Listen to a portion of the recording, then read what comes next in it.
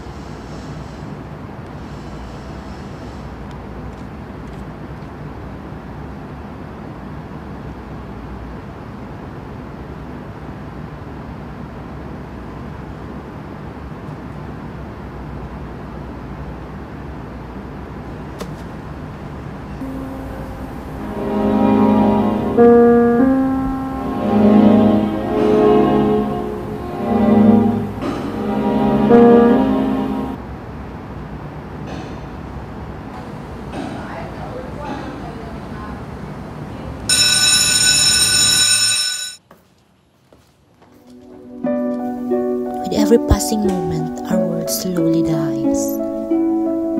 The vibrant nature that once thrived now breathed with difficulty. Our forests are disappearing, our oceans are being poisoned, our air grows heavy. This is not the future we dream of, but there's still hope. Change is in our hands. Every day we throw the things away. Many of these things, especially plastics, find their way here. They become a big problem. This plastic isn't food. It harms the animals. Our waste hurts them, making them sick or even causing them to die. The ocean is their home, and we are making it unsafe.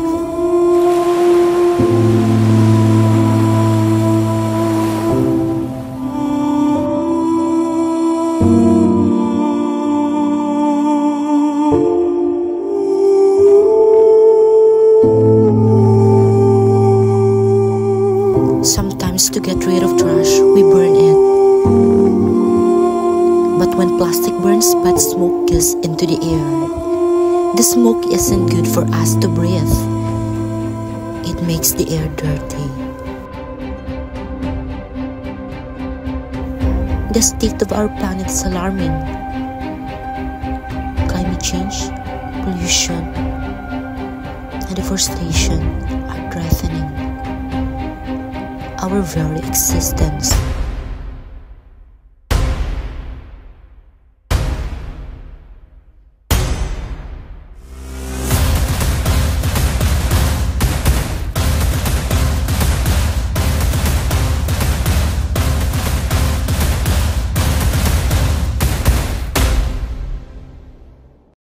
Sa iyong sarili magsisimula ang pagbabago.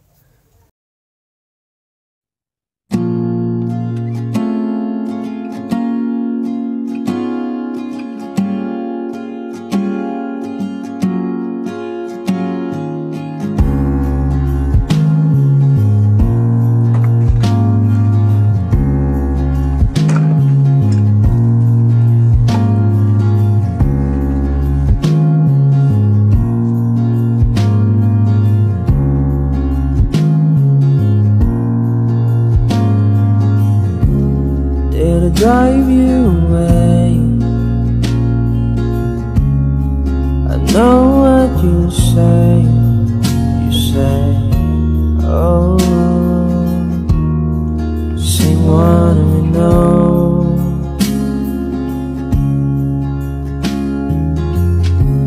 But I promise. Kailan ba tayo magbabago? Sa pagtapon ng basura sa kung saan-saan. Sa pag-abuso sa kalikasan. Kailan ba tayo mamumulat na ang problemang ito'y kailangan solusyonan? Kapag huli na ba? Kapag wala na tayong magagawa?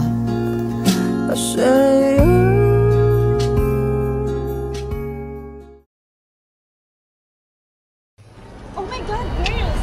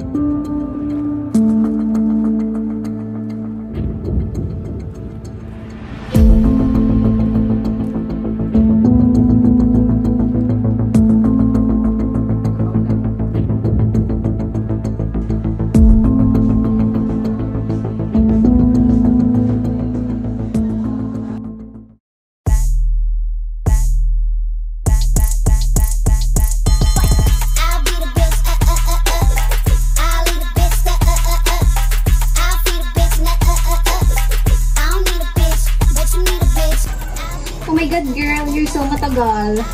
Can you just wait? I'm fixing my face. Come on, hurry up. Let's go, girls.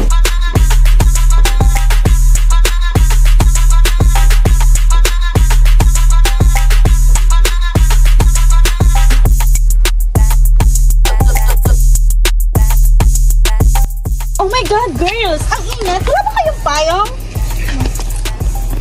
Who are you, girls? Why are you leaning on my car? Get lost! You don't belong here.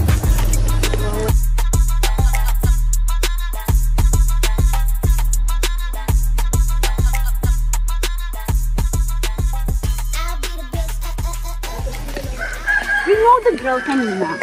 She's got into my nerve. Me too. I don't like her. I have a plan. My home wasn't grand, my clothes weren't new, and my family is very little. Sometimes when I tried to join in,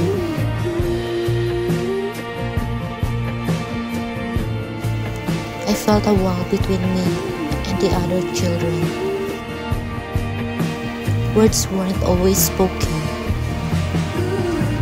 but the looks, the whispers, the way they move away, it hurt. It was a strange kind of sadness. Not because I don't have luxury things, but because I felt unseen, unwanted just because I was poor.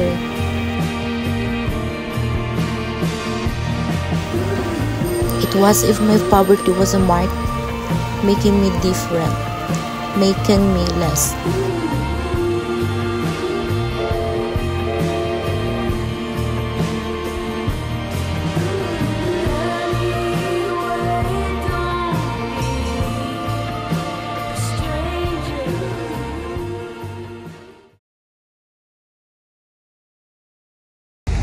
Hi guys! Nandito kami ngayon sa Colette TV Albay. Nakikita niyo ba yung nasa likod ko? It's just thermal! Oh my God! Si girl! Sakto! Hi girl! Hold it! Hi girl! What are you doing? And what is this? Tamang hinala nga ako. You're poor. You're not belong to our school. Ito ang bagay sa'yo! Kinaiinisan kita! Bakit ka pa kasi pumasok sa school namin? You know what? I hate poor! Dito ka nababagay! Ambisyosa!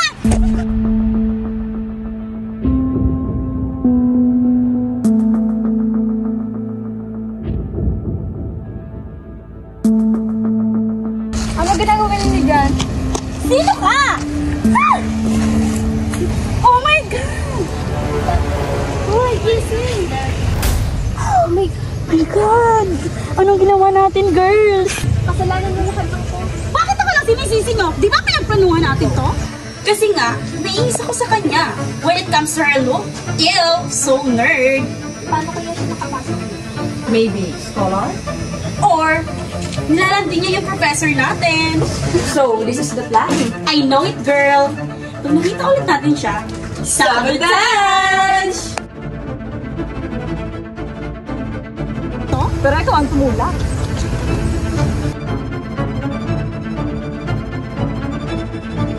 So, ano nang gagawin natin dito?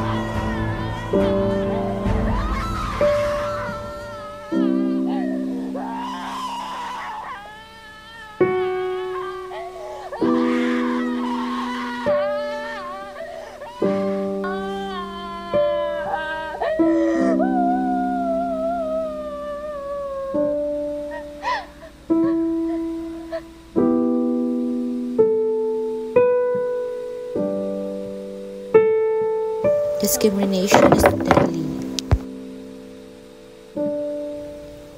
Sa buhay, may mga bagay na kailangan nating matutunan. Mga bagay na kailangan nating pagdaanan. Malungkot, masaya, mangarap, masaktan, at magmahal. Matutunan nating mahalin ang ating kapwa. Tanggapin kung sino at ano sila. Hindi para umiwas sa ingay ng mundo, kundi para marinig pa ang binubulong nito. Naririnig mo ba ang sinasabi niya? Nandito ka, buhay ka, at hindi ka nag-iisa. The journey is long, but it begins with each of us.